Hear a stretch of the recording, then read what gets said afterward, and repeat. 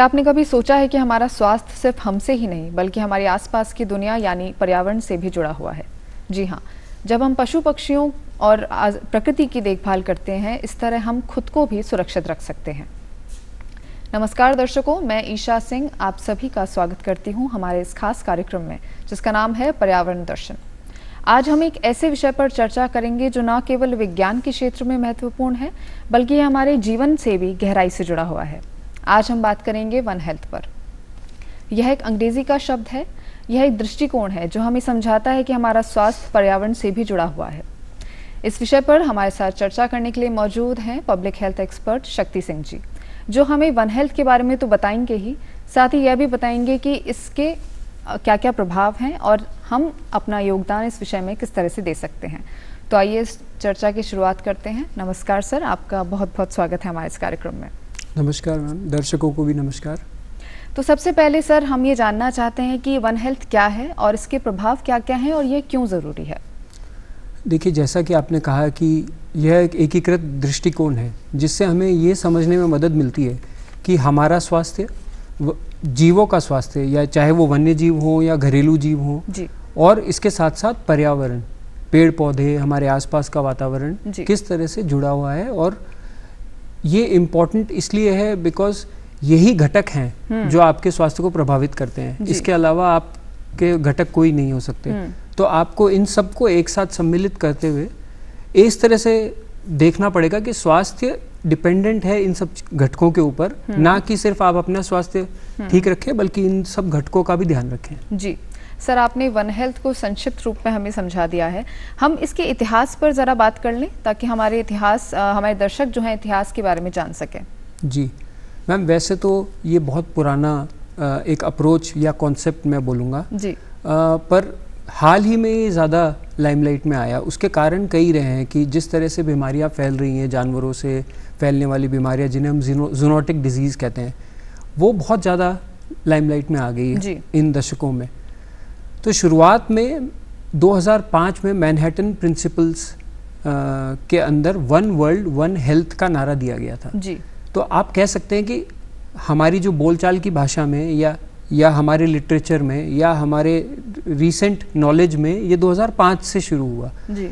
2019 में यूएन की कुछ एजेंसीज जैसे कि यूनाइटेड नेशंस एनवायरनमेंट प्रोग्राम, उसके अलावा world organisation for animal health, FAO यानी एग्रीकल्चर ऑर्गेनाइजेशन, इन सब ने मिलके एक हाई एक्सपर्ट पैनल बनाया और इसके अंदर वन हेल्थ के ऊपर चर्चा की गई। अब ये एक बड़ी आयरॉनिकल सी बात है कि ये 2019 में हुआ और 2020 में हमें कोविड का सामना करना पड़ा, जो कि सबसे बड़ा एग्जाम्पल मैं कहूँगा वन हेल्थ की एप्लीकेशन के ऊपर जी। सर, आपने महामारी का जिक्र किया। हम जो वन हेल्थ है, दैनिक जीवन पर इसका क्या प्रभाव पड़ता है? हम देखिए, दैनिक जीवन में क्योंकि हम इन सब चीज़ों से जुड़े हुए हैं तो हमारा खुद का स्वास्थ्य तो प्रभावित होता ही है। उसके अलावा ये सिर्फ महामारी प्रबंधन या महामारी नियंत्रण रोकथाम से पर ही सीमित नहीं हो जाता। ये बहुत इम्पॉर्टेंट कॉन्सेप्ट है जो कि खाद्य सुरक्षा से जुड़ा हुआ है, क्योंकि आपका जो खाना है वो आपके वातावरण पर्यावरण से ही आ रहा है, चाहे वो मिट्टी हो चाहे वो जल हो जी। इसके अलावा मैम जो डिजास्टर्स होते हैं उनको मैनेज करने के लिए भी ये एक बहुत इम्पॉर्टेंट कंसेप्ट है। बायोडाइवर्सिटी यानी हमारे आसपास जो जीव जंतु है वो कितने व्यापक हैं, कितने तरह के हैं, उन सब को प्रबंधन करना, बिकॉज वो एक साइकिल का पार्ट होते हैं। अगर एक साइकिल का एक पहलू अगर डिस्टर्ब हो गया तो आपका पूरा चक्र विसंगत हो सकता है। तो ये सब चीज़ें भी इस वन हेल्थ कॉन्सेप्ट से जुड़ी हुई हैं। सर, महामारी के संदर्भ में इसका महत्व क्या है? हम थोड़ा गहराई से जानना चाहते हैं। देखिए, महामारी में अगर मैं आपको एक एग्जाम्पल के माध्यम से शायद दर्शकों को ज़्यादा अच्छे से समझ में आ पाएगा कि एवियन इन्फ्लुएंजा, या जिसको हम बोलचाल की भाषा में बर्ड फ्लू कहते हैं, सभी ने नाम सुना है जी।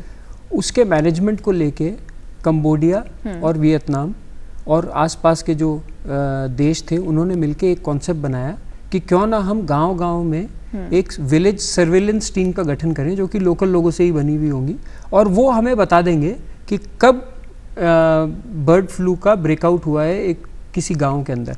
अब क्योंकि वो पहली नियंत्रण मतलब एक रेखा के अंदर सबसे पहले जुड़ने वाले लोग हैं, वो लोग डे टू डे पे ये सब का प्रभाव देखते हैं। ज़्यादातर लोग तो पोल्ट्री यानी जो आपके मुर्गी पालन से जुड़े हुए लोग होते हैं, उनको ट्रेनिंग और स्किल देके ये अवगत कराया गया कि किस तरह से आपको पोल्ट्री का मैनेजमेंट करना है, प्रोसेसिंग किस तरह से करनी है और ट्रांसपोर्टेशन किस तरह से करना है। उसके अलावा उनके जो उनका रखरखाव है उसके अंदर बायो सेफ्टी किस तरह से इंश्योर करनी है। तो एक तो उनको ये सब ट्रेनिंग दी गई, दूसरा उन्हीं की एक टीम बनाई गई जहाँ पे भी इसके संक्रमण का डर है वहाँ पे सबसे पहले रिपोर्ट किया जाता है डिस्ट्रिक्ट जो वेटनरी ऑफिसर्स या बाकी डिस्ट्रिक्ट जिले के जो अधिकारी हैं। तो आप देख रहे हैं लोगों को इसमें जोड़ के और उनके माध्यम से ही इसकी सर्वेलेंस की गई और उसकी रोकथाम में बहुत मदद मिली। तो इस तरह के एग्जाम्पल वन हेल्थ के ऊपर ही सेंटर्ड हैं, यानी लोगों का ज्यादा महत्व है इसमें। जी बिल्कुल। सर, महामारी के प्रबंधन में इसका क्या महत्व है वन हेल्थ का? देखिए, कोविड-19 में हम सब ने देखा कि एक ऐसी बीमारी जो जानवरों से इंसानों में आई। इसके अलावा भी कई सारे एग्जाम्पल्स, अगर मैं बताऊं, निपा वायरस जो केरला में आउटब्रेक जिसका हुआ, वो बैट्स और पिग्स के माध्यम से फैलता था। इबोला जो वायरस है वो भी है। इसके अलावा जो ये मार्केट्स होते हैं जिसके अंदर जानवरों को मांस या खाने पीने के लिए बेचा जाता है, उनके अंदर से भी ये बीमारी फैलने का खतरा है। हमारे खुद के घरेलू जीव, रेबीज सबसे बड़ा एग्जाम्पल है जी कि अगर आपने वैक्सीनेशन टाइम पे नहीं लिया तो उससे जानवरों से वो संक्रमण होकर इंसानों को प्रभावित करेगा। तो सबसे पहले तो उसका सोर्स यानी जहाँ से वो आ रहा है उसको न्यूट्रलाइज करना है या ख़त्म करना। उसके बाद जो उनके वेक्टर्स होते हैं, हम उनको वेक्टर्स बोलते हैं, जिनसे संक्रमण फैलता है, वो ज़रूरी नहीं है कि ओरिजिनेट वहाँ पे हुआ हो, बट संक्रमण को फैलाने में उनका रोल है, उनको ख़त्म करना। और तीसरा हमारा खुद का स्वास्थ्य यानी हमारे आसपास जो हाइजीनिक कंडीशंस है उनको मेंटेन करना, वातावरण को, और हमें खुद का, कोविड में बताया गया था कि अपने हाथ बार बार धोइए, हाथ साफ रखिए, तो अपना खुद का हाइजीन मेंटेन करना, ये चारों चीज़ें महामारी प्रबंधन में इस्तेमाल होती है और ये चारों वन हेल्थ से ही निकल के आने वाले प्रिंसिपल हैं। तो क्या ये महामारी प्रबंधन में ही ज़रूरी है या फिर नहीं? जैसा मैंने कहा कि महामारी प्रबंधन में तो इसका रोल है ही, क्योंकि वो रोकथाम, संक्रमण को आगे बढ़ने से रोकता है, रोकथाम, नियंत्रण इसमें मदद करता है। तो ये तो एक उसका एक, जब वो फैल चुका तब एक नियंत्रण का तरीका है। बट इसके अलावा हम इस सिचुएशन में ही ना पहुँचे कि ये बीमारी या किसी तरह का फैल सके। तो और उसके अलावा जैसा मैंने कहा, खाद्य सुरक्षा, क्योंकि हमारा खाना वहाँ से आ रहा है, तो उसका ध्यान रखना, जल संरक्षण करना, ताकि अगर हम जल को ज़्यादा उपयोग में लेंगे या उसको गलत तरह से इस्तेमाल करेंगे तो वो ख़त्म हो जाएगा। अच्छा। जलवायु प्रबंधन, जो जलवायु परिवर्तन की समस्या जिसे हम क्लाइमेट चेंज कहते हैं जी, जो हमारे पोल्यूशन हो रहा है, इसको कंट्रोल करना ताकि इसकी वजह से दिक्कत ना हो। जो हम पेड़ पौधे काट रहे हैं या फॉरेस्ट्स का जो मैनेजमेंट करते हैं उसके अंदर इसका बहुत इंपॉर्टेंट रोल है। डिजास्टर्स, चाहे वो जलवायु परिवर्तन की वजह से हो, जाकि अतिवृष्टि या अकाल पड़ गया, या फिर किसी नेचुरल कॉज से भी हो सकते हैं, उस समय पे भी हमें ना सिर्फ इंसानों को बल्कि अपने पर्यावरण को किस तरह से अधिक नुकसान ना पहुंचे और जानवरों को भी रेस्क्यू करें, क्योंकि बिकॉज जैसा मैंने कहा सबका स्वास्थ्य जुड़ा हुआ है। जी, हम हमारे स्वास्थ्य के अलावा जानवरों की भी सेहत का ध्यान रखें। जी, तो ऐसे में इसका ज्ञान जो है वो बहुत महत्वपूर्ण हो जाता है। बिल्कुल। तो डिपार्टमेंट्स और हमारी जो कम्युनिटी है, जैसा मैंने कहा, कम्युनिटी के अंदर जुड़ के तो इसका रोल है ही। सर, सस्टेनेबल डेवलपमेंट गोल से इसका क्या संबंध है वन हेल्थ का? देखिए, सस्टेनेबल डेवलपमेंट गोल्स में 2-3 बातें तो साफ नज़र आ रही हैं कि जलवायु परिवर्तन, क्लाइमेट चेंज, और हमारा जो पर्यावरण है उसका संरक्षण। इसके अलावा खाद्य सुरक्षा है, तो भूखमरी को रोकना इसमें बहुत इम्पोर्टेंट है। हेल्थ तो डायरेक्टली प्रभावित है ही, क्योंकि आपका खुद का स्वास्थ्य है। उसके अलावा जल यानी पानी, स्वच्छ पानी, इसमें बहुत इम्पोर्टेंट रोल है इनका, स्वच्छ पानी में। जी। सर, वन हेल्थ का कोई आर्थिक महत्व भी है? अगर है तो हमें बताएं जरूर। जी, आर्थिक महत्व बिल्कुल है, क्योंकि अगर आप स्वस्थ रहेंगे और इन सब घटकों का संतुलन बना रहे तो आपकी खुद का जो हेल्थ है वो ठीक रहेगा। और हम सब जानते हैं कि ज़्यादातर एक्सपेंडिचर, हेल्थ एक्सपेंडिचर यानी जो खर्चा है हमारी हेल्थ को ठीक रखने में, वो हमारी खुद की जेब से ही जाता है, तो वो बच जाएगा। तो एक तो आर्थिक महत्व ये हो गया। उसके अलावा एग्रीकल्चर यानी जो खाना आपका आ रहा है, जो वो कितना संतुलित है, कितना पौष्टिक है, इन सब बातों से भी आपके पैसे बचेंगे। केमिकल्स का यूज़ नहीं करना है, सतत खेती की ओर जाना है। अच्छा। इसके अलावा टूरिज्म, अगर कोई चीज़ अच्छी दिख रही होगी तो वहाँ पे सभी का जाने का मन करेगा और टूरिज्म प्रमोट होगा। बिल्कुल। पर अगर आपने उसका संरक्षण नहीं किया, वहाँ गंदगी फैला दी, वहाँ पानी को दूषित कर दिया, तो वहाँ पे ऑब्वियसली टूरिज्म भी नहीं हो सकता। तो इस तरह के कई सारे एग्जाम्पल्स हैं जिसमें डायरेक्ट बेनिफिट है और इसके अलावा इनडायरेक्ट बेनिफिट्स भी बहुत ज़्यादा हैं जो आर्थिक, कहीं ना कहीं आर्थिक पहलू पे आ जाते हैं। अच्छा सर, अब हम केस स्टडी और उदाहरण की ओर बढ़ते हैं। वन हेल्थ की कोई ऐसे उदाहरण है वैश्विक स्तर पर या हमारे भारत में जिन पर आप जिक्र करना चाहते हैं? वैश्विक स्तर का तो मैंने एक एग्जांपल दिया था कि बर्ड फ्लू में किस तरह से कंबोडिया, वियतनाम में इन लोगों ने एक सर्विलेंस टीम विलेज लेवल पे बना के और किस तरह से कंट्रोल किया उसको, और पहले उनको फर्स्ट रिस्पोंडेंट बनाया कि वो अलर्ट कर देते थे डिस्ट्रिक्ट अथॉरिटीज़ को कि यहाँ पे फैल गया है, इसकी अब रोकथाम की जानी चाहिए।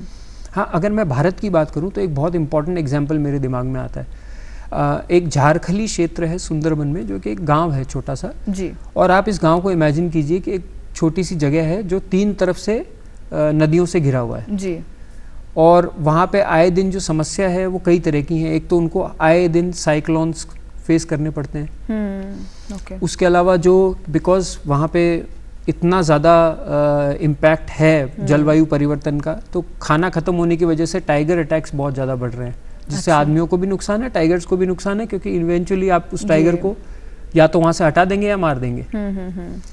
और उसके अलावा जल कटाव, यानी आए दिन आपकी ज़मीन कम होती जा रही है। अच्छा, ओके। तो ये 3 समस्या थी वहाँ पे। वहाँ पे एक झारखली सबुज वाहिनी, एक एनजीओ का निर्माण हुआ 2005 में, जो कि समुदाय ने ही आपस में मिलके किया। और ये सोचिए कि एक दिव्यांग ने इसकी शुरुआत करी और अपने साथ ऐसे लोगों को जोड़ा जैसे कि वो विधवाएं जिनके पति टाइगर अटैक्स में मारे गए, या वो बच्चे जो अनाथ हो गए, या वो इस तरह के लोग जो कि डायरेक्ट या तो फिशिंग पे या फॉरेस्ट रिसोर्सेज पे डिपेंडेंट है, तो वहाँ जाते हैं, वो देख रहे हैं कि हमारा खाना खत्म हो रहा है, तो उनको एक साथ जोड़ा, और बाकी दिव्यांग, अपने जैसे दिव्यांगों को भी जोड़ा, उनको एक साथ ला के उन्होंने इसकी शुरुआत करी। और मैंग्रोव एक ऐसा पौधा है जो कि वो खारा पानी, समुद्र का जो पानी होता है वहाँ पे उगता है। अच्छा। और उसके 2 फायदे हैं, एक तो वो कार्बन जितना भी आपका प्रदूषण हो रहा है उसको सोख लेता है। अच्छा, ओके। और दूसरा वो भूमि के कटाव को रोकता है, क्योंकि उसकी जड़ें जमीन को बांध के रखती हैं। और तीसरा, साइक्लोन जब आते हैं तो वो एज ए प्रोटेक्टर या बैरियर का काम करता है, बचा लेता है वो। हाँ, तो आसपास के घर जो उनकी फसल है उनको नष्ट नहीं होने देता। तो उन्होंने ये मैंग्रोव का प्लांटेशन कम से कम 10 तरह की स्पीशीज अपने गांव के आसपास उगाई, और लोगों की मदद से, स्थानीय लोगों की मदद से। वो नर्सरी जिसमें उन पौधों को शुरुआत में उगाया गया, वो भी उन लोगों ने खुद ने स्थापित की। इनफैक्ट इसको as a case study Bengal और आसपास के रीजन में फैलाया भी गया, कोस्टल रीजन्स में, कि किस तरह से अगर आपको मदद नहीं मिल रही किसी एजेंसी की या सरकार की, आप किस तरह से इनिशिएटिव लेके। अब इसमें देखिए वन हेल्थ का ही इम्पैक्ट है जी। वो लोग डायरेक्टली प्रभावित नहीं थे, बट उनके वातावरण खराब होने की वजह से वो देख पा रहे थे, उनमें इतनी समझ थी कि किस तरह से अगर हम सरवाइव करना चाह रहे हैं या हमारी हेल्थ प्रभावित ना हो या खाना प्रभावित ना हो, तो हमें आसपास के पर्यावरण को बचाना पड़ेगा। यानी हम कह सकते हैं कि हमारे देश में कई ऐसे नागरिक हैं जो वन हेल्थ को लेकर जागरूक हैं। बिल्कुल जी। तो सर, कोई भारत में ऐसे कोई और उदाहरण है जिन पर आप बताना चाहते हैं? देखिए, कोविड-19 के समय पे कई तरह के इस तरह के एग्जाम्पल सामने आए थे जी। इसके अलावा केरला, जो कि आए दिन किसी संक्रमण से प्रभावित होता रहता है, वहाँ पे भी कुछ अच्छे केस स्टडीज़ हैं जिसके अंदर इस तरह का रोकथाम या बैरियर या कट ऑफ करने की कोशिश की गई है, इस तरह के प्रिंसिपल्स को डेली जीवन से जोड़ के, यानी ना सिर्फ नियंत्रण बट उसको इस स्टेज पे पहुँचने ही ना दिया जाए। हमारी जो मिनिस्ट्री है हेल्थ एंड फैमिली वेलफेयर, उनके अंदर एक national centre for disease control है, उसके अंदर एक वन हेल्थ सेंटर बनाया गया है। अच्छा। जो कि केवल इसी के ऊपर ध्यान रखता है, और इससे संबंधित सामुदायिक कार्यक्रम आयोजित करना जी, उनकी अवेयरनेस बिल्ड करना, उनके बारे में जागरूक करना, किस तरह से आप योगदान कर सकते हैं, जिसके बारे में शायद हम आगे चर्चा करेंगे जी। इस तरह की बातें लोगों में, और लोगों को जोड़ना इस कंसेप्ट से जितना ज़्यादा हो सके। बिकॉज मैं दोबारा ये बात पे थोड़ा स्ट्रेस कर रहा हूँ, मुझे माफ़ कीजिएगा, कि जब तक जन भागीदारी नहीं होगी, बिल्कुल लोग नहीं जुड़ेंगे, कोई भी चीज़ सफल नहीं हो सकती। ऐसे में इसका वन हेल्थ का ज्ञान जो है वो बहुत ज़रूरी हो जाता है। ठीक है सर, हमने वन हेल्थ के बारे में जाना, संक्षिप्त रूप में जाना, और हमने ये भी जाना कि जो हमारी भागीदारी है वो कितनी ज़रूरी है। तो सर हम ये जानना चाहते हैं कि वन हेल्थ का भविष्य क्या है और हमें इसका प्रयोग जो है किस तरह से बढ़ा जा सकता है। हाँ देखिए, वन हेल्थ का भविष्य महामारी प्रबंधन और महामारी नियंत्रण के ऊपर तो हमने काफ़ी चर्चा कर ली। उसके अलावा जो हमारी नीतियाँ बनती हैं उसके अंदर डायरेक्टली वन हेल्थ का एक कॉन्सेप्ट को सीड किया जाना चाहिए, ताकि कोई भी स्कीम चाहे वो रोज़गार से जुड़ी हुई हो, कि बिकॉज आपके जो जितना भी आप देखेंगे गांव में या रूरल एरियाज़ में जो रोज़गार है वो डायरेक्ट पर्यावरण से जुड़ा हुआ है। आप पर्यावरण से हट के, यानी जो लोग हैं जो मछली पालन में लगे हैं या मुर्गी पालन में काम कर रहे हैं या खेती कर रहे हैं, आप ये देखिए आप पर्यावरण से हट के कुछ भी नहीं कर पाएंगे। उनका रोजगार डायरेक्टली, यानी जो आपने आर्थिक पहलू की बात की, वो डायरेक्ट एनवायरनमेंट से जुड़ा हुआ है। बिकॉज आपका खाना, आपके कपड़े, आपका रहन सहन, सब कुछ, खान पान, सब कुछ उससे प्रभावित होता है। तो एक तो उसको नीति के अंदर लेना, ताकि कोई भी स्कीम या किसी भी तरह का एक इनिशिएटिव या प्रोग्राम जो गवर्नमेंट डिज़ाइन करे, चाहे कोई डोनर एजेंसी डिज़ाइन करे, उसके अंदर इसका एक भाग होना चाहिए। और इसके साथ साथ अगर मैं बात करूं तो सभी डिपार्टमेंट्स, चाहे वो हेल्थ डिपार्टमेंट हो, चाहे वो आपका social development, skill development department हो, वेटनरी डिपार्टमेंट हो, इन सबको एक साथ आके जिसे हम बोलेंगे सहभागिता, सहयोग, संवाद सबसे ज़्यादा ज़रूरी है कि आपस में बातचीत करें, आपस में कोऑर्डिनेशन हो। उससे दो फायदे होंगे कि एक तो जब ऐसी कोई महामारी या इस तरह की समस्या सामने आएंगी तो पहले से आपके चैनल्स एस्टैब्लिश्ड होंगे कि आपको आपस में कैसे संपर्क करना है, इस विभाग में किससे बात करनी है, कौन इस बारे में काम कर रहा है, ये सब एस्टैब्लिश होंगे। और उसके साथ साथ हर साल आप एक दूसरे के साथ बैठ के ये योजना बना सकते हैं कि किस तरह से हम वन हेल्थ के कॉन्सेप्ट को या अपने आसपास के वातावरण को सुधार करें, ताकि इस तरह की समस्याएं पैदा ही ना हो। तो आपस में संवाद, सहभागिता, सहयोग, ये सब बहुत ज़रूरी है। सर हमें किस तरह की तैयारियां करनी चाहिए? देखिए, तैयारियां 2 या 3 तरह की होती है। जब कोई इमरजेंसी सिचुएशन होती है तब अलग तरह की तैयारी की आवश्यकता होती है, बिकॉज आपके ज़मीनी स्तर पे आपको कुछ ऐसे एक्शन लेने पड़ते हैं जो इमीडिएट होने चाहिए, रिलीफ वर्क जिसको हम बोलते हैं। खास तौर पे अगर आप देखेंगे डिजास्टर्स के टाइम पे, जब अतिवृष्टि हो गई या कोई साइक्लोन आ गया, तब इस तरह की तैयारियां बहुत मायने रखती हैं। तो आपका जो इंफ्रास्ट्रक्चर डेवलपमेंट है, एग्रीकल्चर है, रोज़गार है, आपके जो जिस तरह का खेती में प्रयोग किए जाने वाले, चाहे वो कीटनाशक हो, उनसे दूर हट के थोड़े सतत खेती या जैविक खेती की ओर आपको प्रसारण करना है इन सब चीज़ों का।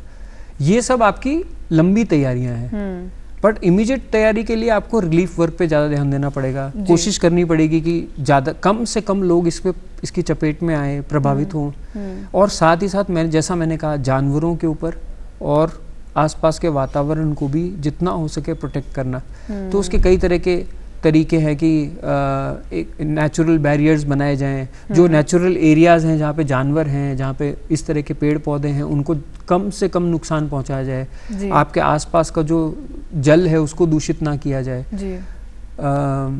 तो ये कुछ रोकथाम के तरीके हैं। तो हमारी तैयारियाँ इसी तरह से होनी चाहिए कि ज़्यादा से ज़्यादा इसको स्कीम में लाया जाए, ज़्यादा से ज़्यादा इसको पॉलिसी यानी नीति में लाया जाए। और तीसरा, हमारे जितने भी एक्शन हैं, चाहे वो इमीडिएट हैं, चाहे वो लॉन्ग टर्म हैं, वो सब ओरिएंटेड होने चाहिए कि हमें इन तीनों घटकों को बचाना है, ना कि सिर्फ ह्यूमन लाइफ, बल्कि ये दोनों चीज़ों को पे भी हमें ध्यान देना होगा। तभी जाके लॉन्ग टर्म में हमें इसके रिजल्ट्स देखने को मिल सकते हैं। सर इसे जानने में किस तरह की चुनौतियों का हमें सामना करना पड़ सकता है? देखिए, चुनौतियां तो कई हैं। जैसा मैंने कहा कि आपस में विभाग, जितने भी सरकारी विभाग हैं, उन सब में आपस में कोऑर्डिनेशन की कमी आपको देखने को मिलेगी। तो वो और ज़्यादा ज़रूरी है। संवाद होना चाहिए, इस तरह के एफर्ट्स होने चाहिए कि उनको एक प्लेटफॉर्म पे लाया जाए और उस तरह में वो अपने एक्सचेंज भी करें कि क्या क्या कार्रवाई वो कर रहे हैं, किस तरह के काम है, उनके क्या विजन है अगले 5 साल के। दूसरा जो है वो आम जन में जागरूकता पैदा करना, इसके बारे में अगर वो जानेंगे नहीं तो वो ये कैसे निर्धारित कर पाएंगे कि हमारा किस तरह से इसमें योगदान हो सकता है। आपको ये जानना बहुत ज़रूरी है कि आपके रोज़मर्रा के दैनिक जीवन में क्या आप ऐसा करें जिससे ये सब जो अप्रोच है, ये कॉन्सेप्ट है, ये सफल रहे जी। तो ये बहुत बड़ा है अपने आप में। मैं यही कहूँगा कि दूरदर्शन के माध्यम से आज हम वही करने की कोशिश कर रहे हैं कि जनमानस तक हम ये मैसेज पहुँचा रहे हैं कि वन हेल्थ का एक कॉन्सेप्ट है और उसको किस तरह से हम आगे बढ़ा सकते हैं। और तीसरा जो है वो इस तरह से कि जितने भी एस्पेक्ट्स है जिसकी मैंने बात की, चाहे वो खाना हो, चाहे वो जलवायु हो, चाहे वो पानी हो, चाहे वो हमारे रोज़गार के और खान पान हो जो जानवरों से इम्पैक्ट होता है, इन सबको एक साथ लाके किस तरह से आप वन हेल्थ अप्रोच को आगे बढ़ाएं। आपको सभी चीज़ों, सभी पहलुओं पे ध्यान देना पड़ेगा। आप किसी एक पहलू को इग्नोर करके या हटा के आप नहीं सोच सकते। आपकी प्लानिंग ही डिस्ट्रिक्ट लेवल पे हो, नीचे लेवल पे हो, चाहे वो इंडिविजुअल लेवल पे हो, चाहे वो थोड़े बड़े लेवल स्टेट या नेशनल लेवल पे हो। इनफैक्ट इंटरनेशनल एफर्ट्स भी होने चाहिए। अच्छा। कि जो क्रॉस बॉर्डर, हमारा जल सिर्फ हमारे देश तक ही सीमित नहीं है। हाँ जी। हमारी जलवायु सिर्फ हमारे देश तक ही सीमित नहीं है। तो हमें अपने देश से बियॉन्ड भी सोचना पड़ेगा, बिकॉज जैसा मैंने कहा, one planet, one world, one health. तो हमें उसी हिसाब से, उसी सोच के साथ आगे बढ़ना पड़ेगा। तो ये सोच ही डेवलप करना अपने आप में बहुत बड़ा चैलेंज है, चुनौती है। जी सर, आपने खान पान का जिक्र किया, तो खान पान में हमें किस तरह की सावधानियां बरतनी चाहिए या हमारा खान पान किस तरह से होना चाहिए? देखिए, खान पान में आपको ये ध्यान रखना पड़ेगा कि जो भी एनिमल सोर्सेज से खाना आ रहा है, चाहे वो मांस मच्छी हो जी, वो साफ हाइजीनिक तरीके से ट्रांसपोर्ट किया जा रहा हो, साफ हाइजीनिक तरीके से सोर्स्ड हो जी। डायरेक्ट वाइल्ड एरियाज से, जो हम जिनको बोलते हैं वन्य जीवों को आप हंटिंग करके और आप अपने खाने में सम्मिलित कर रहे हैं, आपको नहीं पता उसका क्या सोर्स है, उसमें किस तरह के जीवाणु है। तो सबसे बड़ी दिक्कत तो ये है, और इसी से कई बीमारियां, महामारियों को फैलने का खतरा भी बढ़ा है आने वाले समय में। और हमें जितना हो सके ऐसी चीज़ों का इस्तेमाल कम करना जो कि केमिकल से गवर्न है जी। उससे क्या होगा, आपकी ज़मीन खराब हो रही है, आपका पानी दूषित हो रहा है, साथ ही आप अपने बॉडी को भी नुकसान कर रहे हैं। ये बहुत इंपॉर्टेंट चीज़ है। एंटीबायोटिक्स का प्रयोग जितना कम हो सके करना, बिकॉज आपकी हेल्थ और जानवरों की हेल्थ, वो सेम एंटीबायोटिक्स अगर आप जानवरों में डाल रहे हैं किसी भी कारण से, हो सकता है ज़्यादा दूध के लिए या उनके उस आकार को बढ़ाने के लिए, जल्दी ग्रो करने के लिए, वो आपकी बॉडी में सम्मिलित होंगे और एंटीबायोटिक रेजिस्टेंस बनती है। ये एक बहुत बड़ी समस्या है जिससे हम लोग जूझ रहे हैं। एंटीबायोटिक्स को अगर आप नहीं रोकेंगे जानवरों के अंदर या इंसानों के अंदर भी, तो ये जो रेजिस्टेंस पैदा होगा ये पूरे एनवायरनमेंट में पैदा हो जाएगा और उसकी वजह से वो जो उसके फायदे हैं एंटीबायोटिक्स के, वो चले जाएंगे। अच्छा, पूरे चले जाएंगे। ऐसी बीमारियां जो इससे रोकथाम किया जा सकता था, अब उसका कोई इलाज नहीं रहेगा, बिकॉज आपके शरीर में और आपके आसपास के वातावरण में एंटीबायोटिक रेजिस्टेंस डेवलप हो गया। तो ये एक बहुत बड़ी समस्या है। सर, आपने केमिकल्स का जिक्र किया, तो हमारे जीवन में मतलब हम देखेंगे कि केमिकल्स हमारे इर्द गिर्द मौजूद हैं, तो उन्हें किस तरह से एक जो आम इंसान है वो किस तरह से कम कर सकता है केमिकल्स का प्रयोग? देखिए, केमिकल्स डायरेक्टली तो आम आदमी, जैसा मैंने कहा, एंटीबायोटिक केमिकल नहीं है, बट वो एंटीबायोटिक के रोकथाम जहाँ ज़रूरी हो वहीं इस्तेमाल करें। बट उसके अलावा पॉलीथीन अपने आप में एक तरह से केमिकल ही है। बिल्कुल। आपको उसका जितना हो सके प्रयोग कम करना है, उससे कचरा भी पैदा होगा और वो ज़मीन को नुकसान भी करेगा। आगे आने वाले टाइम में पानी भी प्रदूषित हो जाएगा, जलवायु भी प्रदूषित हो जाएगी। खेती और पशुपालन, इनमें तो डायरेक्ट केमिकल्स इस्तेमाल होते हैं, आपको ये भी रोकने पड़ेंगे। तो जितना हो सके जैविक खेती में जो जिस तरह के एक्सपेरिमेंट्स हो रहे हैं, चाहे वो वर्मी कंपोस्टिंग का इस्तेमाल करना हो गया या ऑर्गेनिक फर्टिलाइजर्स को प्रमोट करना हो गया, इन सब पे ध्यान देना पड़ेगा। कीटनाशक का प्रयोग जितना हो सके कम करना पड़ेगा, ताकि हमारे खाने में वो ना आए और इस तरह से एक्यूमुलेट ना हो जाए कि हमारे शरीर को नुकसान करें या हमारे वातावरण को नुकसान करें। क्योंकि वातावरण प्रदूषित होगा तो आपका शरीर उससे 100% प्रभावित होगा।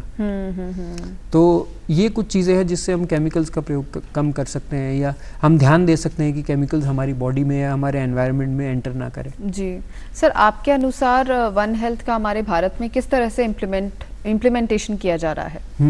तो जो जैसा मैंने कहा कि ministry of health and family welfare के अंदर एक national centre for disease control है, जिसका काम डिजीज़ का सर्विलेंस, उनका रोकथाम, कहाँ कहाँ कौन सी बीमारी फैल रही है, उसके क्या कारक हैं, उसको किस तरह से रोका जा सकता है, उससे रिलेटेड केस स्टडीज़ बनाना, लोगों को जागरूक करना बीमारियों से, उसकी रोकथाम को लेके, उसको नियंत्रण को लेके।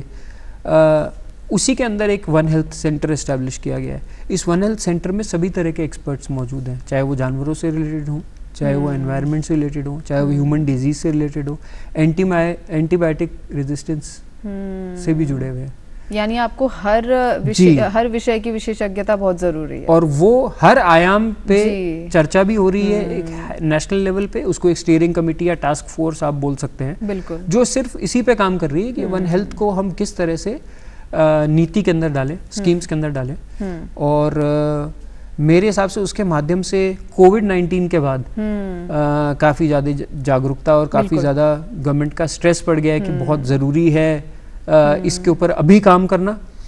इसके अलावा इंटरनेशनल एफर्ट्स तो हैं ही, जैसे कि सस्टेनेबल डेवलपमेंट गोल्स में भारत भी एक भागीदार है, तो उसे भी ये ध्यान रखना पड़ेगा कि भुखमरी, जलवायु परिवर्तन, पानी, हेल्थ और आपके रोजगार, इन सब के ऊपर जो भी एफर्ट्स हो रहे हैं उसके अंदर वन हेल्थ का ध्यान रखा जाए। जी सर, आखिर मैं आपसे एक सवाल पूछना चाहूँगी कि जो हमारे आम दर्शक हैं, जो हमारे आम लोग हैं, जो हमें देख रहे हैं इस वक्त, वो वन हेल्थ में अपना योगदान किस तरह से दे सकते हैं? जी, तो सबसे पहले तो आप अपने खुद के स्वास्थ्य का ध्यान रखें, क्योंकि अगर आप स्वस्थ रहेंगे तभी आप इस तरह के एफर्ट्स कर सकते हैं। आपके जो पालतू जानवर हैं जो घर में हैं, उनका टीकाकरण और उनका नियमित जांच बहुत ज़रूरी है, क्योंकि बीमारियां जो है वो उनके माध्यम से ही फैलती है। अच्छा। उसके अलावा आपको लोकल एग्रीकल्चर, जो आपके यहाँ पे आसपास जो खेती हो रही है, उसको बढ़ावा देना चाहिए, जैविक खेती को बढ़ावा देना चाहिए। जो जानवर हैं जो पालतू नहीं है, यानी जो वन्य जीव हैं, उनको उनके आवास में ही रहने देना, उनको उससे बाहर ना निकालना, या उनका प्रयोग इस तरह से ना करना कि वो बीमारी जो है वहाँ से संक्रमित होकर आपके पास आ जाए। जी। सबसे इम्पोर्टेंट जो हमारा स्वच्छ भारत मिशन है और बाकी एफर्ट्स हैं कि आसपास के वातावरण को स्वच्छ रखें, प्लास्टिक, अन्य गंदगी का पूरा तरह से मैनेजमेंट होना चाहिए। अब तो घर से घर आके कचरा इकट्ठा किया जा रहा है, तो आपके पास कोई कारण ही नहीं है कि आप इधर उधर आसपास गंदगी फैलाएंगे। उसके अलावा जल बहुत इम्पोर्टेंट है, तो आपको जो जल है उसका सही उपयोग, उसको खराब ना करना, उसको दूषित ना करना, ना कि वाटर बॉडी सिर्फ, बल्कि आपके जो घर के अंदर जो इस्तेमाल होने वाला पानी है उसका भी सही उपयोग करना जी।